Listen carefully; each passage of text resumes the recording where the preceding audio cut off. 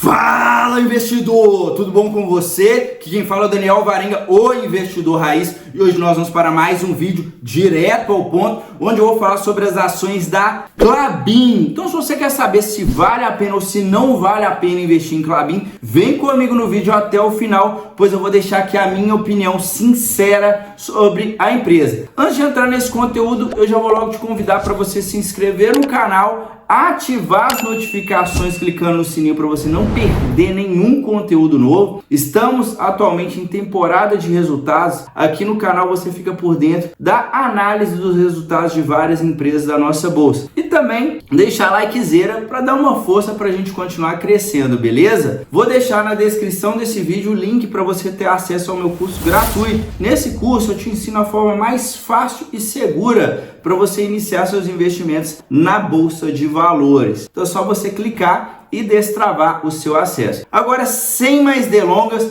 vamos para a análise aqui na tela do meu computador. Bom, estou gravando esse vídeo dia 28 de fevereiro. O mercado ainda não abriu no ano, ela está subindo 2,5%. Se a gente pegar nos últimos 12 meses, uma alta de 14,62%, que é uma boa alta, tendo em vista que a empresa também pagou o dividendo. Comenta aqui, você investe em Klabin? Qual é a sua opinião sobre a empresa? Deixa aqui nos comentários. Bom, a Klabin, se você ainda não conhece a empresa do setor de papel e celulose, eu gosto de ressaltar aqui, né, que a Klabin, ela tem uma estrutura de produção totalmente verticalizada. O que isso quer dizer, Daniel? Basicamente que ela atua desde a plantação das árvores até o processo de transformar aquilo ali em um produto final, que pode ser, por exemplo, a celulose, né, fibra curta, fibra longa, fluff, ou em alguns casos está transformando em papel e em outros casos está transformando em embalagens. Quando a gente fala de embalagem de papel, por exemplo, poxa, você vai comprar ali às vezes um sanduíche, vem ali às vezes numa caixinha de papel. Há um fardo, né? Eu gosto de fazer o exemplo ali com um fardinho ali às vezes de cerveja, alguns, aqueles fardinhos de cerveja long neck, alguns vêm ali na embalagem de papel. Então são vários segmentos aí da indústria, né? Que ela produz as embalagens, sendo que às vezes a gente fica muito ligado naquilo ali, poxa, papel, você lembra só daquela folha de papel A4, mas a Klabin, ela atua em vários segmentos. E a parte positiva disso, na minha visão, é que ela não fica tão refém da variação da celulose, como toda commodity, né, quando varia ali, vai ter alta no preço e baixa. Se a celulose, por exemplo, estiver em baixa, que é um cenário que a gente está passando, celulose com um preço um pouco mais em baixa, ela consegue ganhar em outras operações, que é a operação de papéis e de embalagens que estão indo bem. Então ela acaba ficando mais diversificada e se protegendo, né, passando com mais tranquilidade por períodos adversos daquela commodity. E vale ressaltar que também, por último, mas não menos importante, que a Klabin tem receita em reais e receita em dólar, tá? Entrando aqui na posição acionária, nós conseguimos ver que os irmãos Klabin que comandam aí a empresa e que tem mais ou menos 36% das ações ordinárias estão na bolsa, as preferenciais, o free float é bem maior, tem ações em tesouraria, então em algum momento eles recompraram as ações, isso aqui é uma forma de gerar valor para seus acionistas. Se você for investir, eu sugiro que vá na 4 ou na Confinal 11, pois tem maior liquidez e às vezes você vai conseguir ter um dividendo melhor, tá? Entrando nos destaques financeiros da Klabin, vamos falar um pouco do quarto trimestre de 23 contra o terceiro trimestre de 2023. O que nós conseguimos ver? O volume vendido foi um pouco menor, levemente menor, né? Quase não deu diferença. A receita foi maior, ou seja, de 4 bilhões e 400 milhões para 4,500. Daniel, ela vendeu menos e receitou mais? Sim, porque muitas vezes aqui, mesmo ela vendendo um volume menor, o valor daquele produto está em alta. Então, às vezes, ela ganha mais dinheiro dessa forma. Se a gente pegar a receita líquida, nós conseguimos ver que saiu de 67% do mercado interno para 64%. Então, no quarto trimestre de 2023, ela vendeu um pouco mais para fora. E o destaque vem principalmente da receita de papéis. Nós conseguimos ver aqui que ela teve um crescimento de 11% no volume e esse volume também refletiu em um crescimento da receita, que saiu de 1,2 para 1,4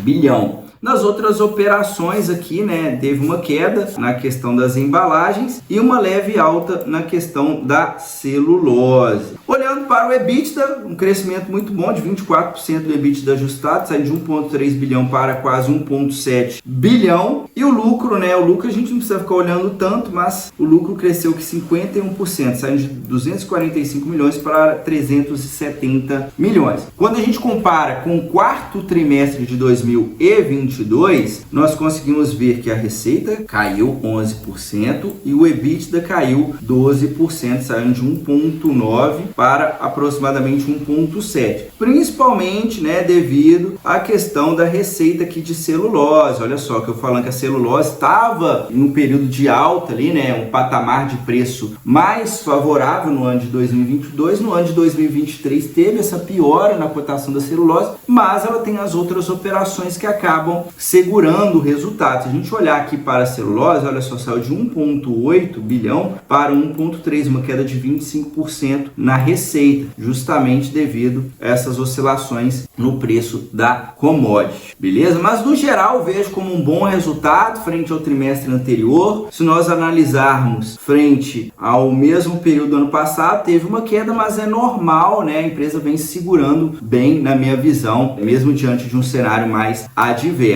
Bom, agora eu vou entrar nos principais indicadores da Klabin. Como sempre reforço em todos os meus vídeos, não existe uma regra fixa com base em nenhum indicador, mas eu passo um parâmetro para ficar mais fácil para você entender a minha análise, e eu também sempre trago os indicadores mais adequados para aquela empresa que eu estou analisando. Eu gosto de reforçar também que nós não analisamos todas as empresas com os mesmos indicadores. Depende muito do negócio daquela empresa, do momento que ela está passando, no setor que ela atua. Fazendo uma pausa rápida aqui no vídeo para convidar você que tem interesse em acelerar os seus resultados rumo à liberdade financeira, construindo uma carteira previdenciária para você viver de renda. Eu estou com algumas vagas disponíveis para o meu programa de consultoria e dentro desse programa eu te entrego uma carteira totalmente personalizada, de acordo com o seu perfil de investidor, de acordo com seus objetivos e de acordo com a sua realidade. Então faça uma análise da sua carteira e te entrego uma nova carteira. Tudo que você vai precisar fazer é dar um Ctrl+C, Ctrl+V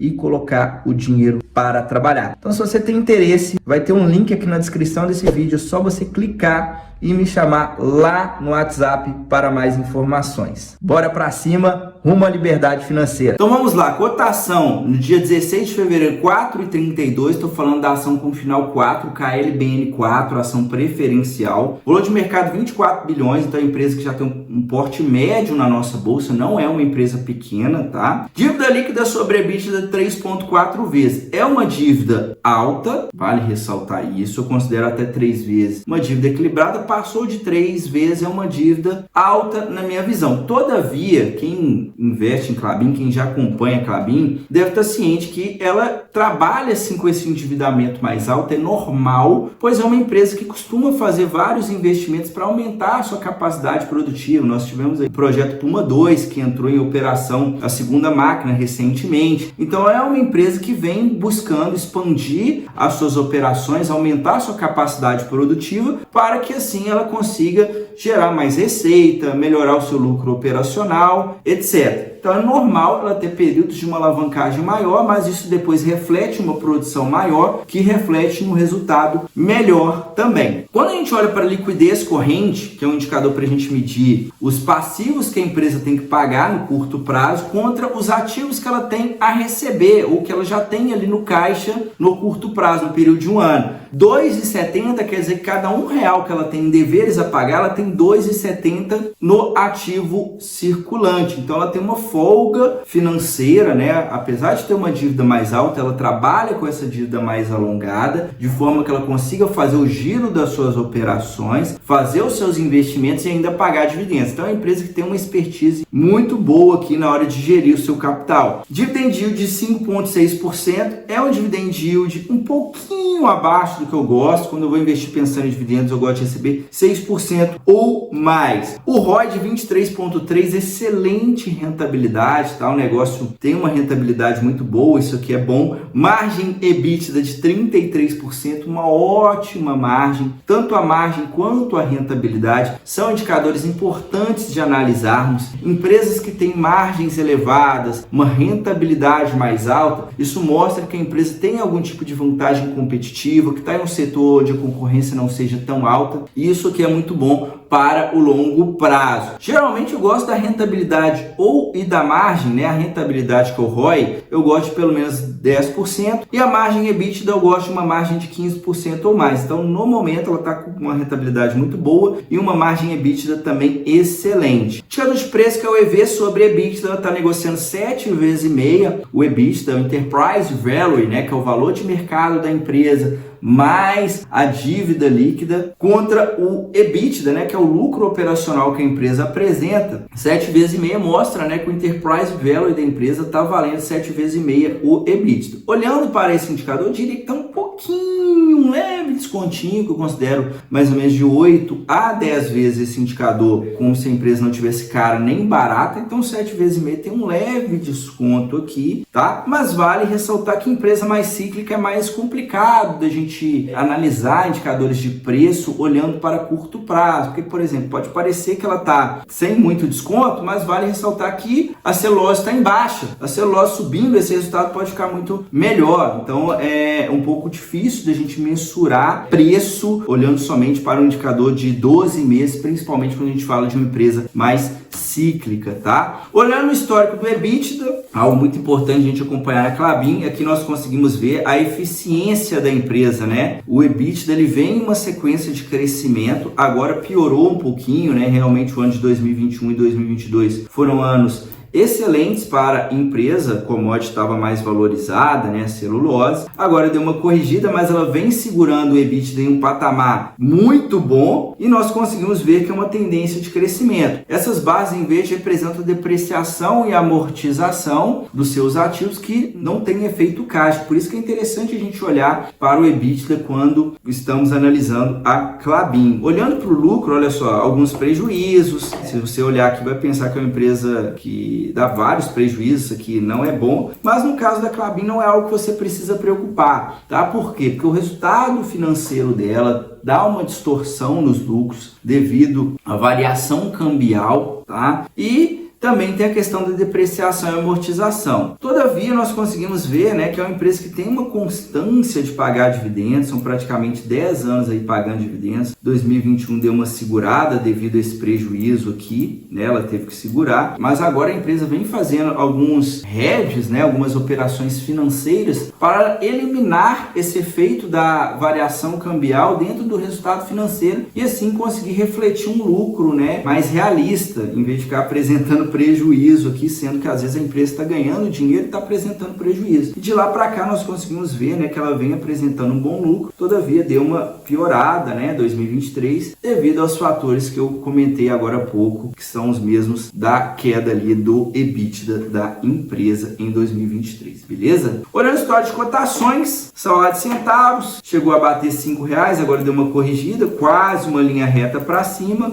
Apesar de ser uma commodity, geralmente se você olhar o gráfico de uma commodity, ele tem ciclos ali que sobe, aí tem ciclos que ficam um tempão caindo e depois sobe. A Klabin é um gráfico já mais crescente, né? Não fica aquele período longo, aquela queda muito robusta. Não, é um gráfico mais crescente. Por quê? Justamente devido, né, à sua operação, onde ela consegue fazer essa diversificação em outros produtos e se proteger em períodos de queda na cotação da celulose. Então acho que isso aqui é bem interessante dentro do modelo de negócio da Klabin. Bom, agora eu vou entrar no histórico dos resultados da Klabin desde 2016 até o consolidado dos últimos 12 meses. Você está acompanhando aqui até agora, está gostando? Deixa likezeira, fortalece aqui o Raiz, beleza? Vamos continuar crescendo aí nessa parceria. Bom, a receita da empresa saindo de 7 bilhões para 18 bilhões, piorou um pouquinho, mas estava crescendo todos os anos, lindo, lindo, lindo. EBITDA saindo de 2,1 para 6 bilhões, não tem muito o que falar. Lucro líquido saindo de 2,4 para 2,6, conforme eu falei, o lucro não adianta a gente ficar analisando muito, olha só como que o lucro oscila. 2,4, aí do nada está 137, aí do nada um prejuízo de 2,4 bilhões, então não preocupa muito com o lucro, porque aqui ó, olha a variação do resultado financeiro,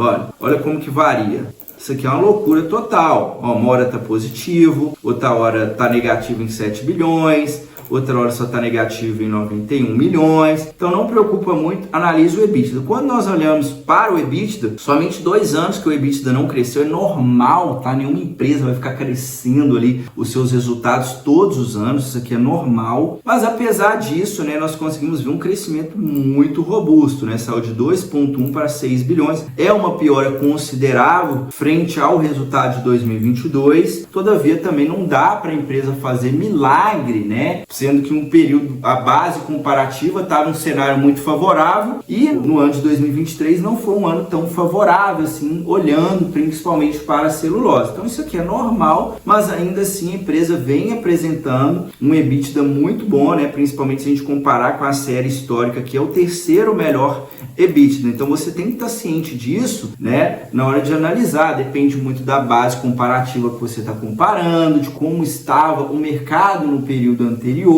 olhar o geral também, olhar esse resultado frente ao preço que a empresa está sendo negociada. Não é simplesmente olhar que piorou, vou vender. Não, tem que ter uma análise para entender por que está piorando, se aquilo ali é constante, se aquilo ali faz parte do negócio, beleza? Olhando aqui para a margem EBITDA, sempre rodando aqui nos últimos anos, rodando bem alta, né? Inclusive 2021 e 2022, aqui a gente consegue ver que estava muito favorável para a empresa, ali mais 40%, agora deu uma corrigida, 33% de margem EBITDA, é uma correção considerável, todavia continua sendo uma margem boa, a gente consegue ver que a menor margem EBITDA dela foi de 30%. Isso aqui é muito importante, principalmente quando você for analisar empresas que negociam commodities, tá? Porque quem negocia commodities, eu sempre gosto de ressaltar que não é a empresa que define o valor do produto. Quem define é o mercado. Por quê? Porque o produto tem uma baixa diferenciação. Então, o comprador, sabendo disso, ele não vai pagar muito mais caro na celulose da Klabin, sendo que a Suzano tem um produto parecido e está muito mais barato.